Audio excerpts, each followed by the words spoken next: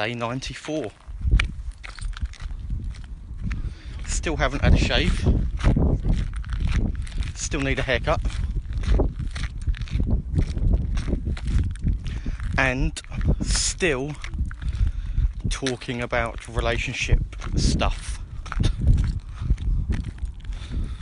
Why does Dan fucking constantly keep going on about relationship stuff? Well, the honest truth is, I've fucked up more times than I'd like to admit, and my biggest value is learning how to show up better in my relationship. So, something that I've been thinking about a lot recently,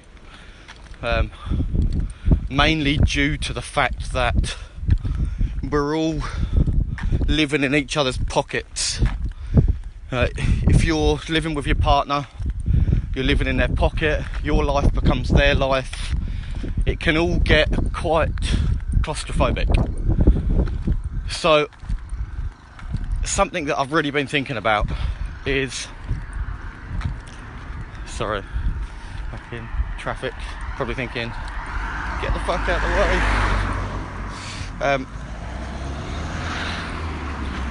Something I've been thinking a lot about recently is self-abandonment, and how, if we're not careful, our identity can begin to merge into our partners. Now, think about this is going to be a bit hairy.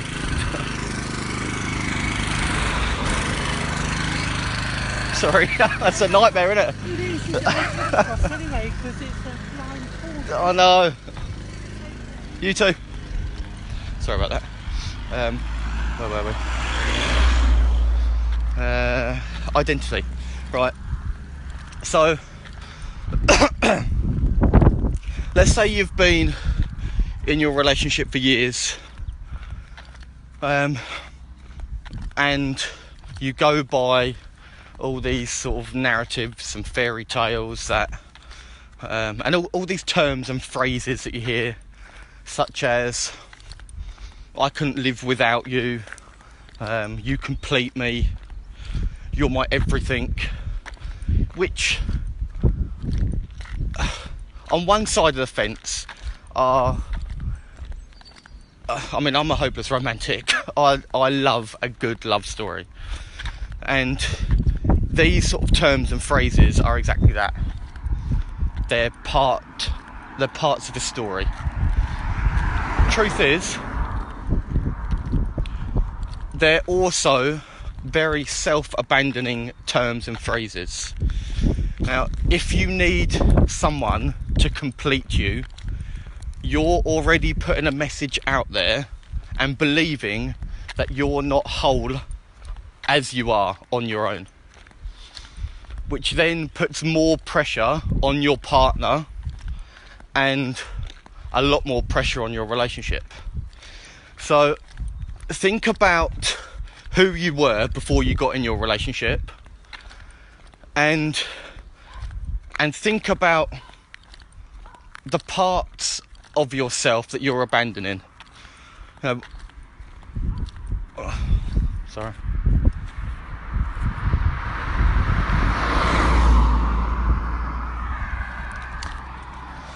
Think about all the boundaries and stuff that, you let people cross.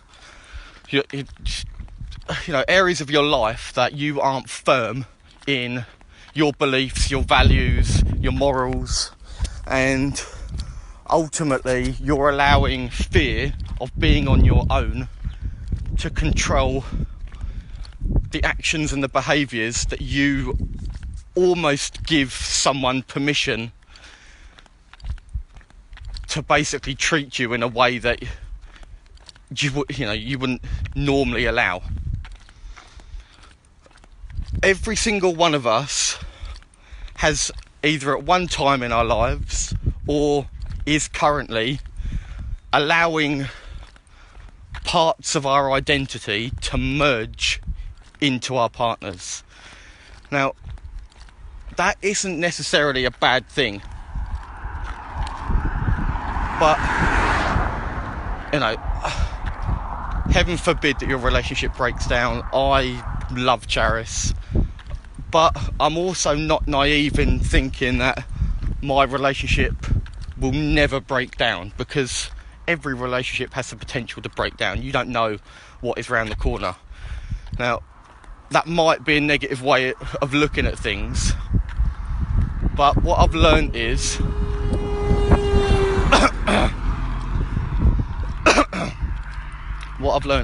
every single one of us has a duty of care to ourselves to make sure that we're still filling our own cup up and not expecting our partner to fill it up for us. So think of the areas now, right, so this is a bit of a funny one, but think about the areas of yourself that you struggle to like.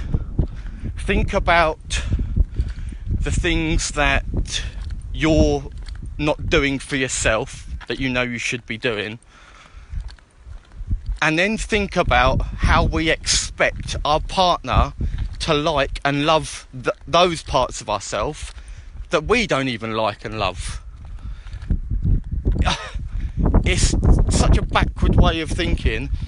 Now, obviously every single one of us has been there before in the past, and some of you might be there now, and I'm not trying to shame you, because I still have parts of myself that I struggle with, but it's having the awareness to understand that you still have work to do. I know I still have a lot of work to do on myself, hence why I'm constantly looking into all this stuff and why I always talk about it. Every single one of us can relate to this. I think what it comes down to is looking at who you are as a whole and beginning to get a bit curious about the parts of your personality that you feel a sense of shame around, or that you don't particularly like, and then begin to lean into them parts and learn why you don't like them parts about yourself, or learn why you struggle with those parts about yourself.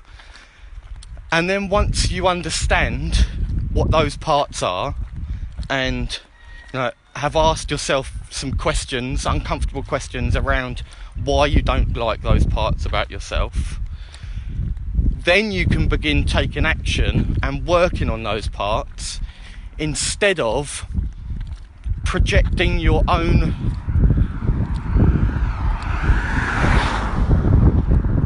sense of or your own lack of self-love and expecting your partner to just fill those parts of you up, instead of you filling those parts up of yourself.